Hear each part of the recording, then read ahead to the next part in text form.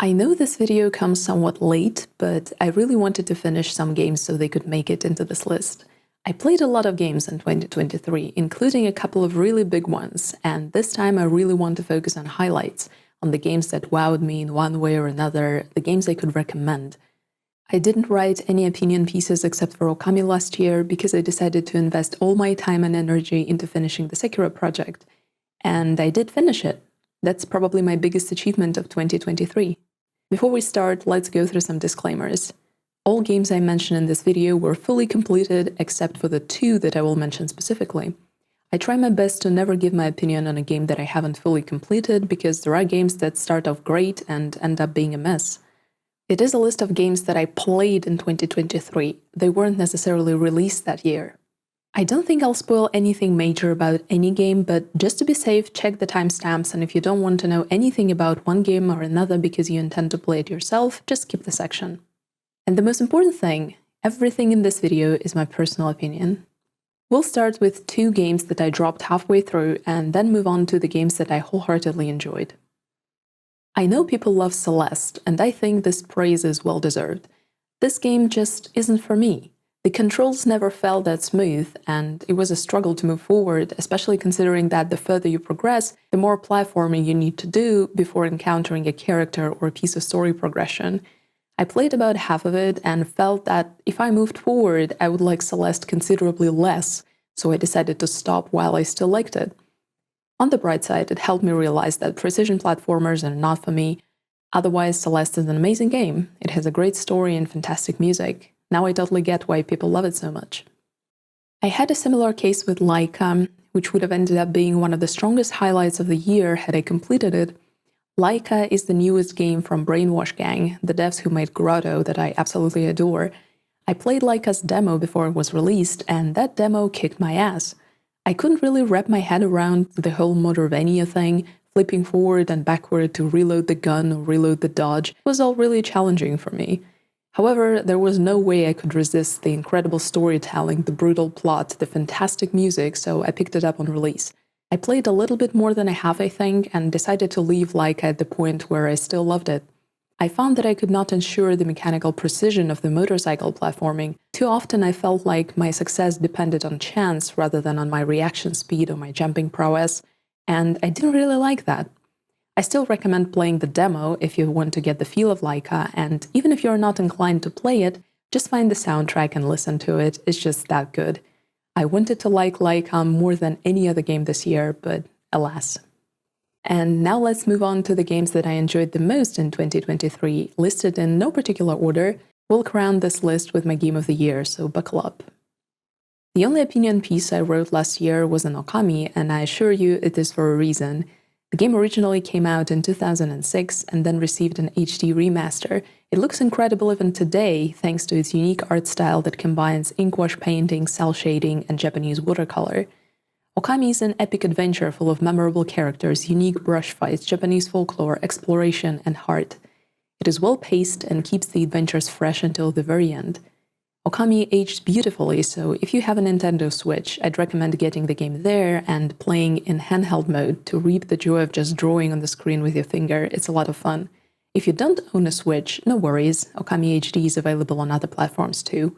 I have a no-spoiler video on it, so check it out if you feel like it. I bet you didn't expect the Mass Effect Trilogy to show up on this list, did you know? I played a bit of Mass Effect 1 when it came out, which was a long time ago, and I hadn't really touched the franchise since then. I'm very partial to space operas, but living in 2023 while not having any relationship with such a classic felt like I skipped elementary school for gamers. Besides, this is the #1 favorite game of one of my good friends, so I felt like I really needed to get properly acquainted with Mass Effect. I hope I'll get to release my gigantic opinion piece on Mass Effect Trilogy, but in short, I quite liked it. Mass Effect 1 was perfect, I love it to bits. The defining feat of Mass Effect, something that only the first game could do, is that it does a great job both explaining the world and the setting and introducing characters. It juggles the scale of the galaxy and your personal story as Commander Shepard astonishingly well. It also shows the tragedy of its antagonists, which not many games do even nowadays. I hated most of Mass Effect 2. The game, in my humble opinion, is hot garbage. It almost convinced me to drop the whole trilogy and forget about it. After the incredible inspiration that I got from Mass Effect 2 felt like someone punched me in the face and broke my nose. I didn't have any of my chosen companions from Mass Effect 1 available, but I had like 50 other companions and almost all of them were super unlikable. Mass Effect 2 did improve some things that needed improvement, like combat and leveling, but I was playing for the story and companions, and that part was super disappointing. I debated whether or not I should even start Mass Effect 3 after Mass Effect 2 had pulled every last bit of my soul from my body, but then I thought, well, I didn't like Mass Effect 2 and I don't have to play it anymore. Mass Effect 3 felt like the Mass Effect you usually hear about, epic, heroic, more polished mechanically, where every mission feels like a part of the main quest, because they all kind of are. I really liked it, except probably for the ending part, but I don't bear a grudge, I don't think I do. And it also makes Mass Effect 2 much better in retrospect, which felt good, but almost like cheating. All in all, despite having an issue with Mass Effect 2, I loved the trilogy. It has some of the most memorable characters in gaming history and a truly legendary protagonist. Even if you're not really into space operas, like I am not, give it a try if you haven't. It's a most charming classic. Rock Detective was an absolute blast. The gameplay is very simple, if not primitive. Each one of the available 3 cases is basically a prolonged exchange quest where you find a thing, then exchange it for another thing, then do it again, until you hit the end of the chain and the mystery gets resolved. What makes this game so stellar, though? The absolutely hilarious writing. It is a short and sweet game with some incredible jokes, sometimes told with a straight face. I'd recommend playing it with your friends or family. This experience is even funnier when shared.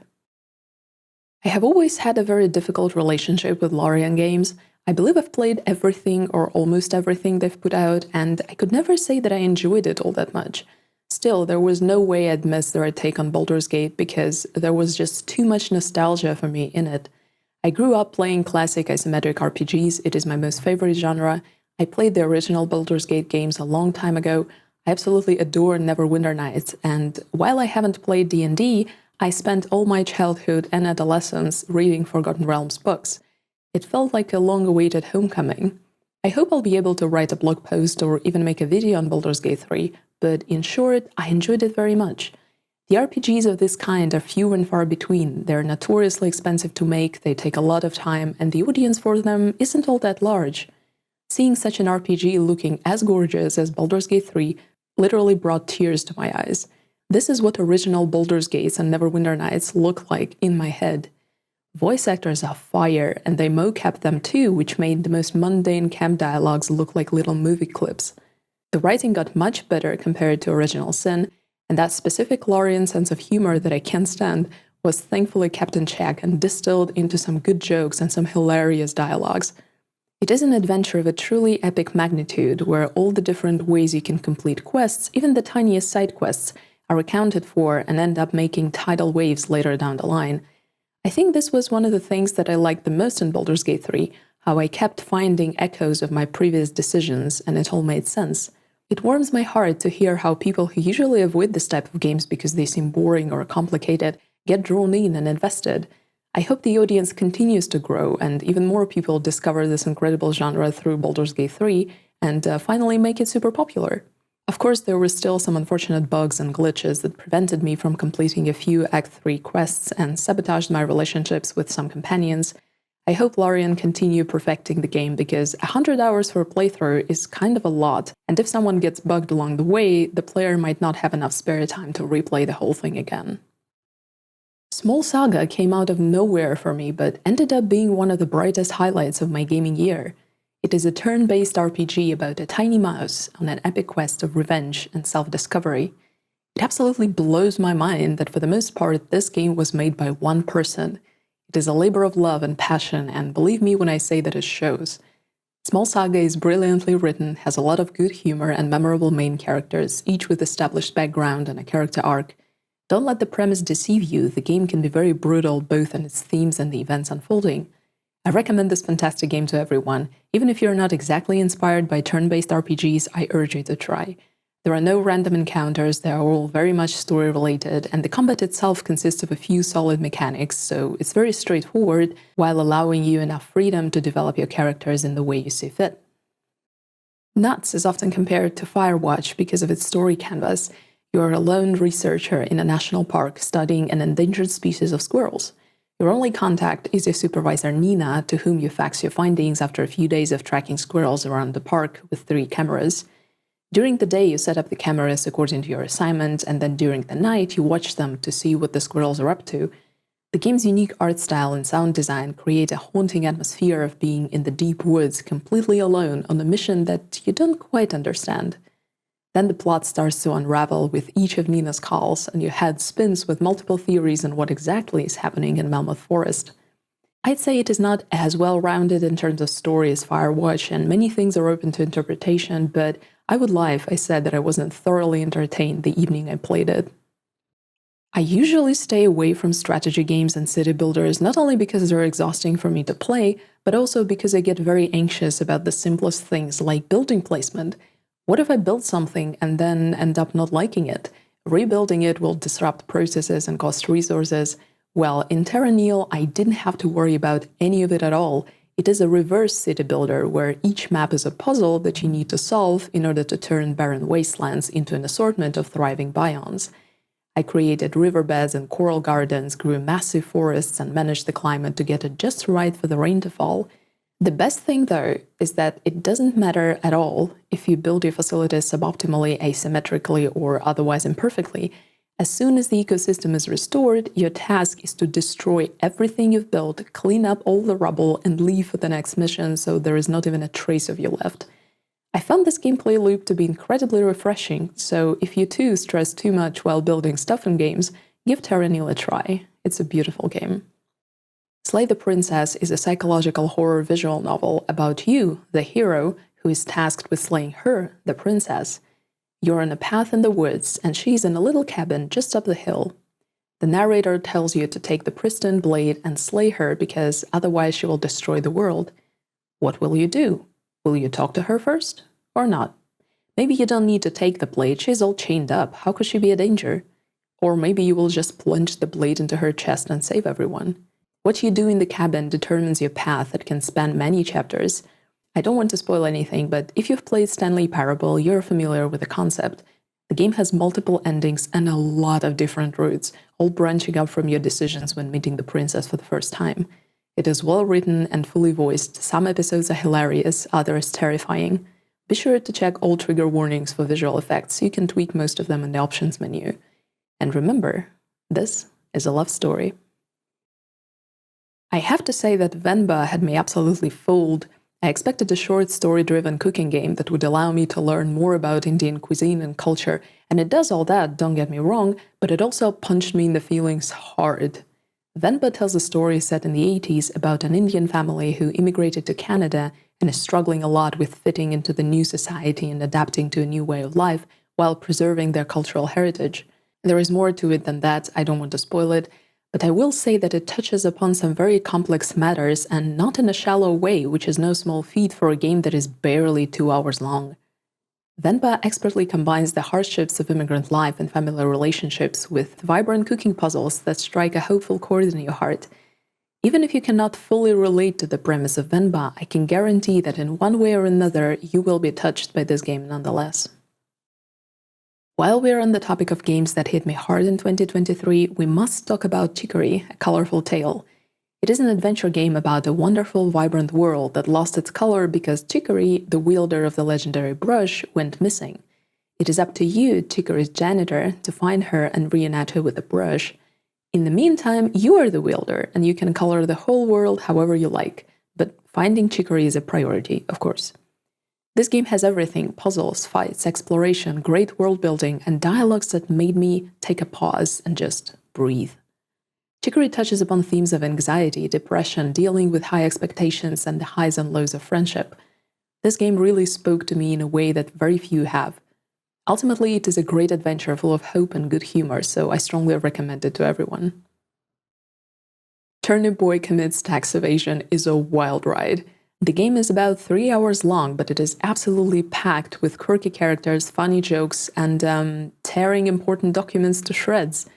After one such document turned out to be a tax form, you end up in a massive debt to Mayor Onion and have to work for him.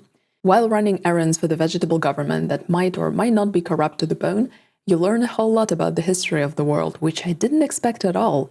Turnip is a big story masterfully accommodated within a small time frame, and it is simply superb. About halfway through, it turns 180 and becomes something else as you unravel the truth about the seemingly idyllic garden community. Turnip Boy Commits Tax Evasion was a blast, and I can't wait for the sequel, Turnip Boy Robs a Bank, that is set to come out really soon. I feel like everyone has heard about Dave the Diver at some point, and for a good reason. This adventure RPG with roguelite elements is something of a unique single-player experience among other similar games that deal with gathering resources and crafting. You play as Dave, who is a diver, helping a local sushi restaurant near the mysterious blue hole where all types of fish and sea creatures can be found. During the day you catch fish, and in the evening you run the restaurant serving fresh sushi to your customers. Simple, right?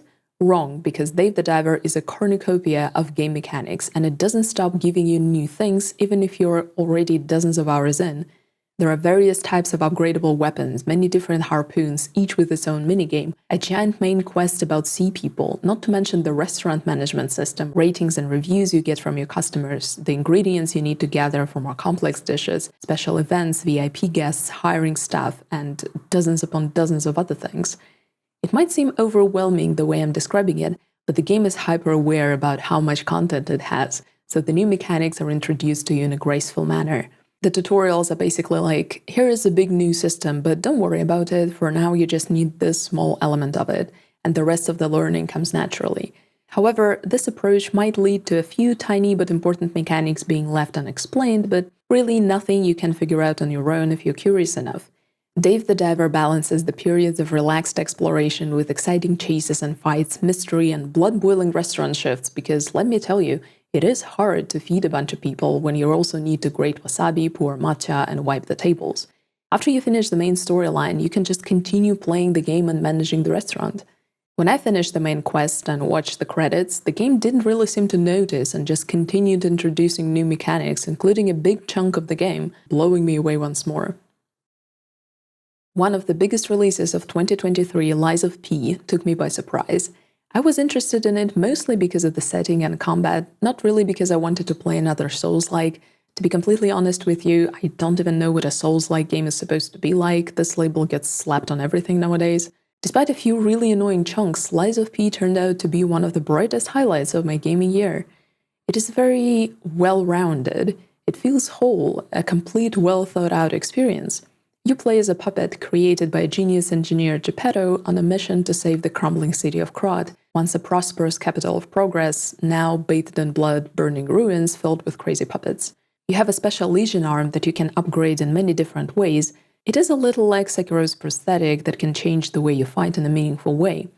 There is also an awesome system of weapon construction that I found really refreshing. Basically, you can disassemble any non-legendary weapon and get a blade part and a handle part. You can upgrade blades to deal more damage, and you can change handles to scale with a different stat. And the greatest part is that you can combine any handle with any blade, and the new weapon would inherit the damage from the blade, but the scaling and the moveset from the handle. Not only can you create a weapon tailored to your style of play, but you can also have some pretty hilarious combinations that are just fun to fool around with. The combat is not as tight as I expected it to be, but it's still pretty good. You can go with dodging or with perfect guarding. I went with the latter, hoping to pull off some Sekiro combat, and most of the time I even succeeded.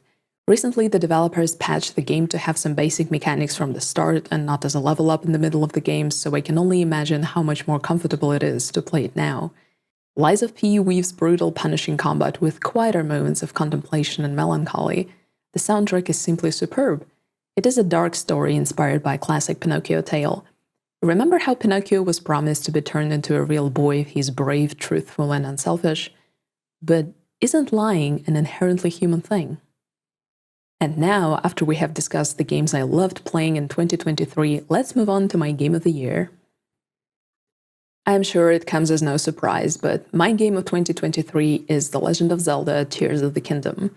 Breath of the Wild was my game of the year when I played it, and Tears of the Kingdom is everything I ever wanted the sequel to be, and even more.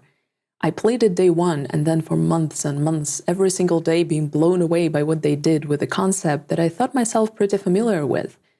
Breath of the Wild was revolutionary, but somehow Tears of the Kingdom makes it seem like a demo.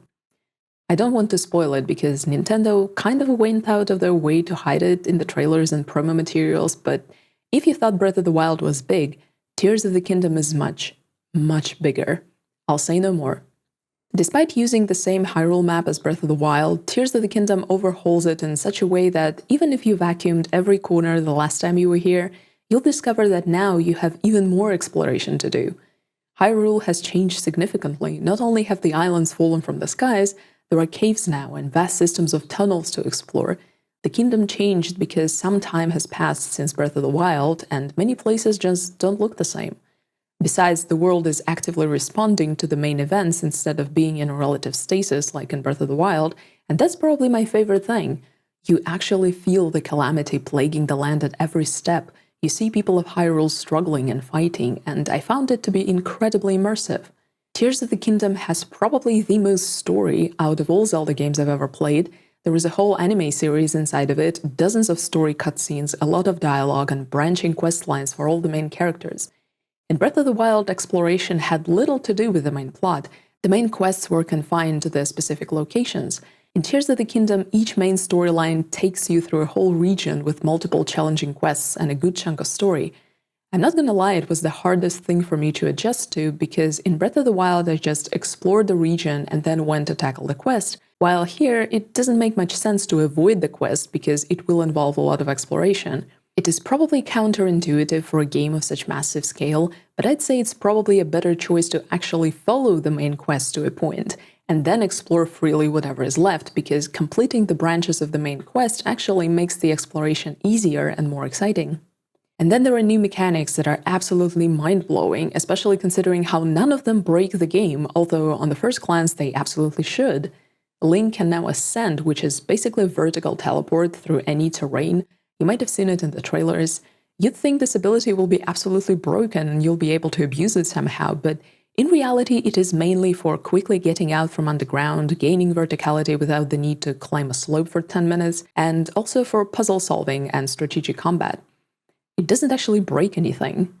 And I won't even touch on the engineering mechanic. I'm sure you've seen videos of people coming up with the craziest stuff for both traversal and enemy encounters. I loved every minute of it. You don't have to play Breath of the Wild to enjoy Tears of the Kingdom, but having played it and seeing how the places and characters I loved changed, meeting Hestu and Koroks, meeting Sidon and Riju, walking up to Dueling Peaks and exploring the Great Plateau once again, was worth everything to me. Tears of the Kingdom is the best game I played in 2023. This year, technical quality and good optimization were a big point of consideration for me when I chose games to play. As I grow older, I have more responsibilities and less free time to invest in gaming, even though it remains my primary source of quality entertainment and my biggest passion. Lies, you might say. You spend 200 hours playing Tears of the Kingdom. That's a lot of free time. And that's precisely the point. I chose to play Tears of the Kingdom because I trusted Nintendo enough to test their game well, even a game of such staggering enormity as Tears of the Kingdom, and provide me with a top-notch experience even if I choose to play the game day one. I played Tears of the Kingdom on release and I had no issues with it. I probably wouldn't have liked Lies of P as much as I did had it not been for its absence of bugs and remarkable optimization that allowed me to both play comfortably and also stream it with zero loss of quality. Even though I don't really anticipate games most of the time, there are titles that I want to dive in right around their time of release, and I can't put into words how disappointed I am when such a game doesn't work properly. Happened this year multiple times too. I tried to play a certain game, not even day one, and right at the start it had that stupid bug where the text didn't warp but just went off screen in one long line. Because it was a game where you're supposed to read a lot, I figured it wasn't worth playing now because I can't read anything. I still have not returned to it. Maybe I never will. The industry is so competitive, I feel like games don't really get second chances. My backlog is huge and my spare time is limited. I'm interested in a lot of genres, and if a game doesn't work properly, I just move on because I have so much choice among the games that do work. This is why I'm always okay with games being delayed. I'd rather the developers take all the time they need to polish and optimize than release something that needs to be patched every 2 days for the next few months. I had a great gaming year, and I hope 2024 will be just as good, if not better. I remain hopeful for the future of the channel too, so please do stick around. And of course, feel free to share your best and worst gaming experiences of 2023. I always go through the comments afterwards and compile a list of games that you recommend. As usual, it doesn't matter if a game was actually released in 2023, it only matters if you played it in 2023. Thank you very much for your time, and I'll see you in the next one. And Happy New Year! Take care.